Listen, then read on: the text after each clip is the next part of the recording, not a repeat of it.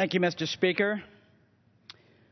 On October 29th of 2012, Superstorm Sandy battered the coast of my state, New Jersey, leaving behind a wake of devastation, interrupting the lives of many, many thousands of people in our communities.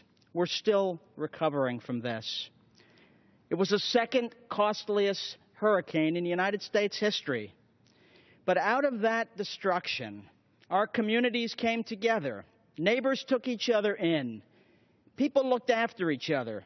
Families started over. Small businesses slowly started to rebuild. And there was hope again in New Jersey. My heart goes out still to the many friends and neighbors that are still trying to put their lives back together again. Mr. Speaker, the federal government has had a vital role in our recovery. Disaster assistance came through the Federal Emergency Management Agency, FEMA.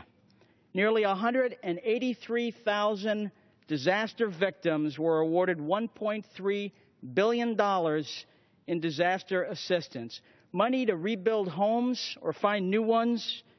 Money to help people get their lives back again.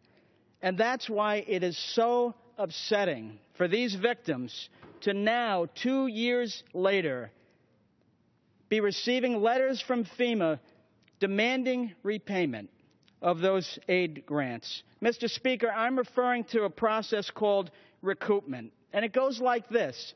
FEMA receives an application for aid, makes a determination, gives a grant, and later changes its mind. It could be for fraud or applicant error, in which case FEMA has my full support. But sometimes FEMA just changes its mind.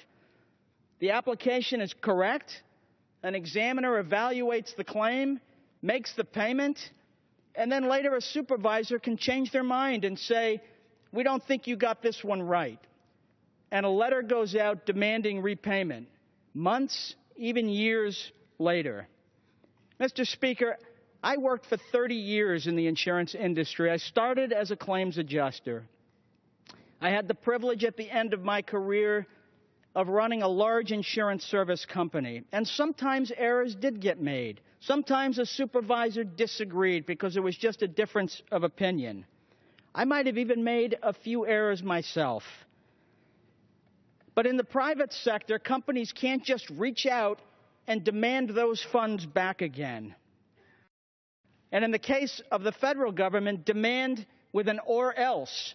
And an or else from the long arm of the federal government is a serious matter indeed. Wage garnishment or worse. Mr. Speaker, by October 31st of 2014, 2 years after Sandy, 1,200 of my fellow New Jerseyans had received letters demanding $8 million be returned to the federal government. These are people who used these funds to rebuild their homes, to find new places to live, to repair what was broken, to replace the clothes on their backs, and begin again. And now the government wants to take it back.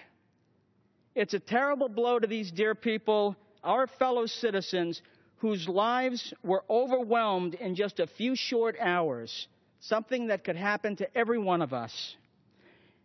And that's why I have introduced the Disaster Assistance, Fairness, and Accountability Act of 2015.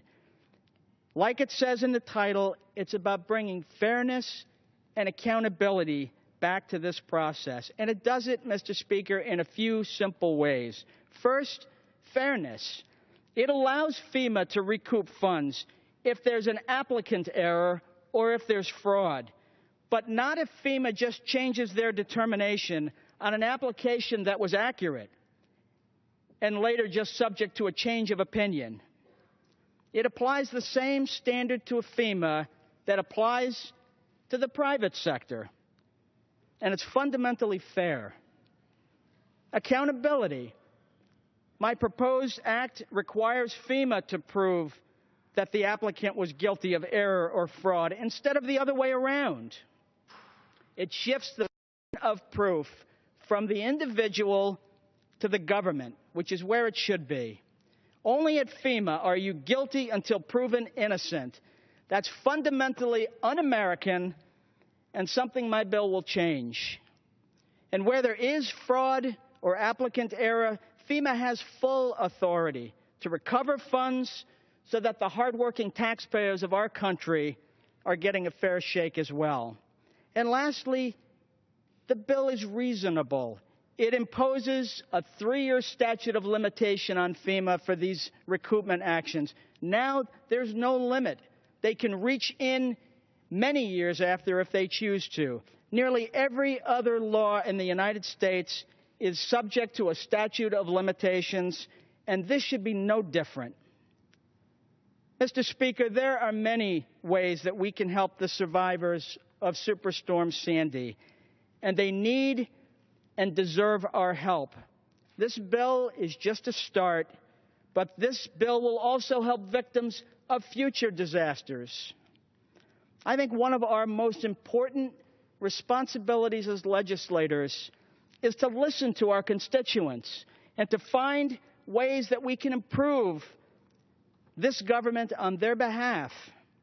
And this is an important step in that direction.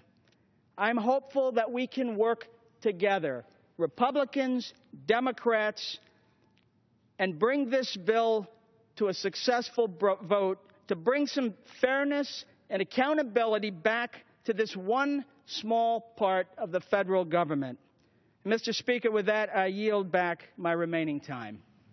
For what purposes? For what purpose is the gentleman seeking recognition? Well, Mr. Speaker, I believe I'm the last speaker, and I move that the House do now adjourn.